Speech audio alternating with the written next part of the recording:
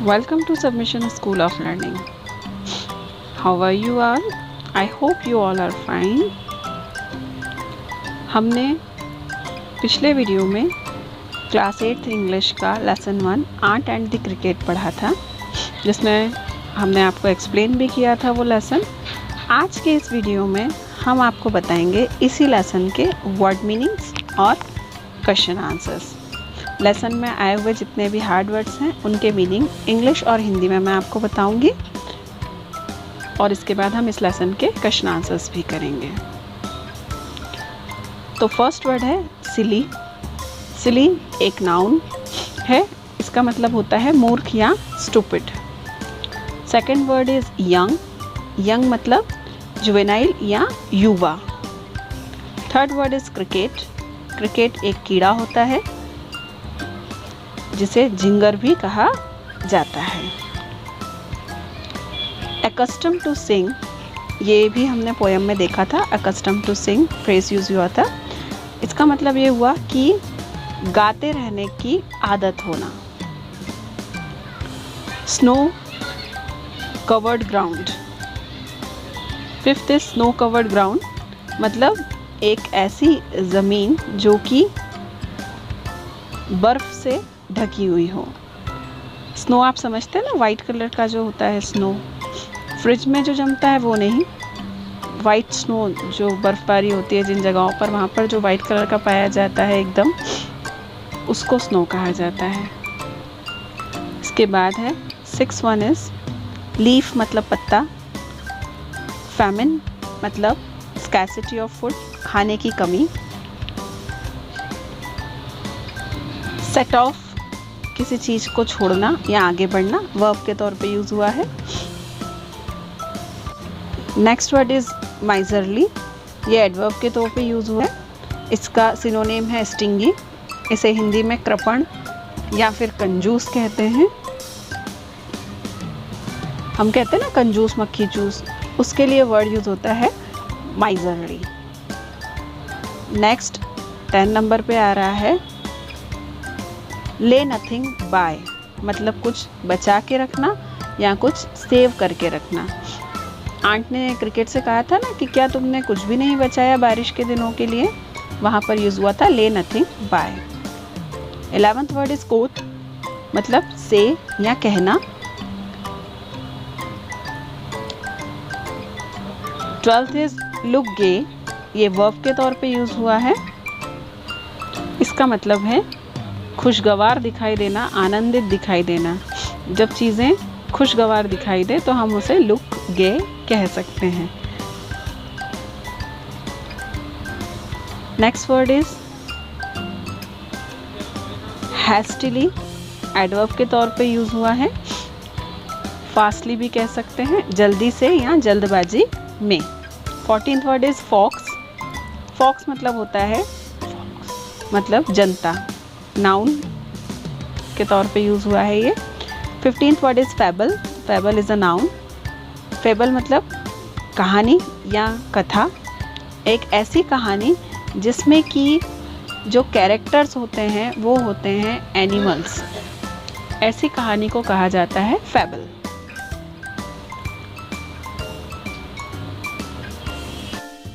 तो बच्चों, ये थे इस लेसन के वर्ड मीनिंग्स हिंदी और इंग्लिश में। अब हम शुरू करेंगे इसी लेसन के क्वेश्चन आंसर्स। तो शुरू करते हैं lesson first, the ant and the cricket के क्वेश्चन आंसर्स। इस लेसन में पूछा गया पहला क्वेश्चन है, the cricket says oh what will become of me, when does he say it and why. Cricket ने इस पोयम में कहा था कि ओह अब मेरा क्या होगा। उसने ऐसा कब कहा था और ऐसा क्यों कहा था। इस क्वेश्चन का आंसर है, the cricket speaks this word when in his home he finds no food to eat in winter. ये वर्ड्स उसने तब कहे थे जब उसने विंटर में, ठंड के दिनों में अपना कबर्ड खोला और उसे वहाँ कुछ भी नहीं मिला खाने को। तब उसने कहा कि अब मेरा क्या होगा। अभी तक तो वो ये सोच रहा था, बड़ा खुश था, बहुत खुशी से रह रहा था, उसको ऐसा लग रहा था कि कोई प्रॉब्लम नहीं है, कोई दिक्कत नहीं है, बड़ी खुशी खुशी वो रह रहा था। लेकिन जब सर्दियों का मौसम आया और उसने अपने घर में देखा कि अब कुछ खाने को नहीं है, तब उसने कहा कि अब मेरा क्या होगा। क्वेश्चन नंबर 2 है, find in the poem the lines that mean the same as neither a borrower nor a lender be. आपको इस पोएम में से वो लाइन ढूंढनी है जो कि सेम है शेक्सपियर की कही हुई कहानी में neither a borrower nor a lender be. एक शेक्सपियरियन पोएम है जिसमें फादर ने अपने बेटे को सलाह दी थी कि ना तो कभी उधार लेना, ना कभी उधार देना। इस पोएम में भी हमने ऐसा कुछ पढ़ा था। आपको वो लाइन्स ढूंढना है कि किस लाइन में हमने ऐसा पढ़ा था। इसका आंसर होना चाहिए the line is but we ants never borrow, we ants never lend. हमने एक लाइन पढ़ी थी इस पोएम में जहाँ पर चींटियों ने कहा था कि हाँ तुम हमारे फ्रेंड हो, लेकिन हम चींटियों की एक आदत होती है कि ना तो हम उधार देते हैं और ना ही हम उधार लेते हैं। क्वेश्चन नंबर 2 का ही सेकंड पॉइंट है, what is your opinion of the ants principles. अगर चींटियाँ उधार देना और लेना दोनों नहीं करा करती थी तो आपको क्या लगता है, ये सही था या गलत था? और अगर वो ऐसा करती थी तो इससे क्या आप कुछ सीखते हैं? इसका आंसर है the ants principle is not bad. वो गलत नहीं सोचती थी, है ना। अगर किसी को उधार देना और लेना ठीक नहीं समझती थी तो कोई गलत नहीं करती थी वो। It teaches a lesson to everybody to plan for the rainy day. इससे हमें यह सीखने को मिलता है कि देखो उन्होंने तो रेनी डे के लिए बहुत मेहनत की थी, तभी उनके पास सब अवेलेबल था। तो वो हमें भी सिखाती हैं कि हमें भी बुरे दिनों के लिए तैयारी रखना चाहिए। क्वेश्चन नंबर 3 है, the ant tells the cricket to dance the winter away. Do you think the word dance is appropriate here? If so why? चींटियों ने क्रिकेट से कहा कि अब जाओ और ये ठंड को डांस करके भगा दो। क्या आपको लगता है कि यहाँ पर डांस शब्द का उपयोग जो किया गया है वो ठीक है, उचित है? और अगर आपको लगता है कि वो ठीक है तो आपको ऐसा क्यों लगता है? The word dance here means merry making and wasting time. इसका आंसर है डांस शब्द का मतलब यहाँ पर है मौज मस्ती करना और अपना समय बर्बाद करना। It is appropriate here. यहाँ पर ये शब्द का उपयोग बिल्कुल ठीक है। The irresponsible cricket does not deserve any sympathy। असल में चींटी ने उसे रूडली कहा था और वो बदतमीज क्रिकेट जो था वो बिल्कुल यही रूडनेस डिजर्व करता था। मतलब कोई भी ऐसी वजह नहीं थी कि उस क्रिकेट से सिंपैथी रखी जाए, किसी भी तरह की दया रखने की ज़रूरत नहीं थी, क्योंकि जब काम करने का वक्त था तो वो मक्कारी किया करता था। Question number 4 is, which lines in the poem express the poet's comment? Read them aloud.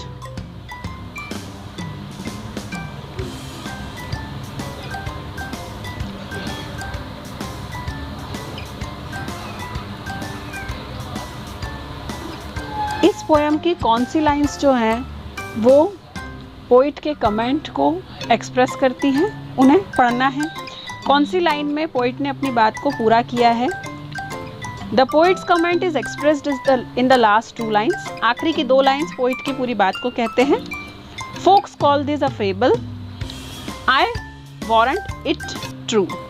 कि लोग तो भले ही इसे एक कथा या कहानी कहते हैं, लेकिन मुझे लगता है कि ये बिल्कुल हकीकत है, क्योंकि पोइट ने ये भी कहा था कि वो तो 4 पैर पर रहने वाला इंसेक्ट था जो मक्कार है, लेकिन हमारे यहाँ तो 2 पैर पर रहने वाले भी कई मक्कार लोग पाए जाते हैं। Right the comment in your own words. आपको वो कमेंट अपने खुद के वर्ड्स में भी लिखना था। People say that this story of the cricket and the ant is imaginary or a fable with a moral. लोग कहते हैं कि ये जो कहानी थी ये इमेजिनरी है या फिर एक फैबल है जिसमें एक सीख दी गई है, but I think that the story is true and educative. Some people live only in present. पर मुझे लगता है कि ये स्टोरी बिल्कुल सच है और ये बहुत कुछ सिखाती है. कुछ लोग सिर्फ आज में जीते हैं, बस वो सोचते हैं कि आज जो भी है आज ही है, बस खूब मस्ती करो, एंजॉय करो, कल के लिए हमें कुछ भी करने की ज़रूरत नहीं है. They spend what they earn and make merry. वो लोग क्या करते हैं, जो भी कमाते हैं वो आज ही पे खर्चा कर देते हैं और खूब खुशियाँ मनाते हैं, खूब मस्ती करते हैं, मौज करते हैं. जो भी अर्न किया वो पूरा का पूरा ख़त्म कर देते हैं. But they regret this habit later on. लेकिन कभी ना कभी उनकी ज़िंदगी में ऐसा वक्त आता है जब उन्हें पछतावा करना पड़ता है अपनी इस आदत का, है ना. इस कहानी में स्टूडेंट्स के लिए भी एक बहुत अच्छी शिक्षा दी गई है कि कुछ स्टूडेंट्स की आदत होती है कि पढ़ाई तो हम जिस वक्त हमको वर्क दिया जाता है उस वक्त हम क्या करते हैं, पढ़ाई करने के बजाय ये सोचते हैं एग्ज़ाम आएगी तब कर लेंगे, अभी से क्या करना, एग्ज़ाम आएगी तब कर लेंगे, अभी से क्या करना. लेकिन क्या होता है जब एग्ज़ाम आती है तो बहुत सारा वर्क पेंडिंग हो जाता है, हमारे ऊपर इतना लोड हो जाता है कि ना हम ये कर पाते हैं ना हम पिछला कुछ रिवाइज़ कर पाते हैं. मतलब अल्टीमेटली उस वक्त हम टेंशन और स्ट्रेस में कुछ भी पढ़ाई नहीं कर पाते और एंड में क्या होता है कि हमारे एग्ज़ाम्स बिगड़ जाते हैं. बजाय इसके कि अगर हम थोड़ी थोड़ी तैयारी शुरू से करके रखने लगें तो ओवरबर्डन ना हो और हमें एग्ज़ाम के वक्त भी प्रॉब्लम ना हो. तो ये भी एक मॉरल है इस कहानी से कि हमें टाइमली फ्यूचर की तैयारी करके रखना चाहिए. और आखिरी में हम पढ़ेंगे इस लेसन की summary. The question is narrate the story of the ant and the cricket in about 50 words. What moral or message does it convey? हमें इस स्टोरी को 50 शब्दों में बताना है और इससे क्या सीख मिलती है यह भी बताना है. इसका आंसर है the cricket was fun loving. Cricket को मस्ती करना बहुत पसंद था. He enjoyed singing all the summer. वो पूरी गर्मी सिर्फ गीत गाता रहा और मस्ती करता रहा. He did not store any food for winter. और उसने सर्दियों के लिए कुछ भी खाना स्टोर नहीं किया, जमा नहीं किया. Naturally the silly creature began to starve. There was only snow all around. जब सर्दियों का मौसम आया तो चारों तरफ सिर्फ बर्फ़ ही बर्फ़ थी और वो बेवकूफ़ क्रीचर, वो बेवकूफ़ कीड़ा अब भूखा मरने लगा. He was wet. वो भीगा हुआ था. He decided to go to the ant to ask for help and shelter. उसने डिसाइड किया कि वो चींटी के पास जाएगा और उससे मदद मांगेगा और उससे रहने की जगह भी मांगेगा. He promised to repay the borrowed food on the next day. उसने वादा किया कि वो जो भी खाना चींटी से उधार ले रहा है वो उस खाने को अगले ही दिन चुका देगा. The ant told that they neither lend nor borrow. चींटी ने कहा कि ना तो हम उधार देते हैं और ना ही उधार लेते हैं. Since the cricket had been singing in summer, he should dance the winter away. चींटी ने उससे कहा कि पूरी गर्मी तो तुम गाते रहे और अब जाओ और डांस करके इस सर्दी को यहाँ से भगा दो.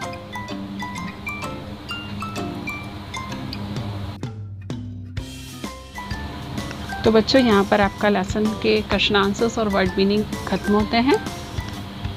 नेक्स्ट वीडियोस में आपको और भी इस तरह के लेसन्स बताए जाएंगे और इसी तरह से हम आपको क्वेश्चन आंसर्स भी बताते रहेंगे. मैं हूँ आपकी English teacher Mrs Zainab Rahman from submission school of learning. Till then take care. Good bye.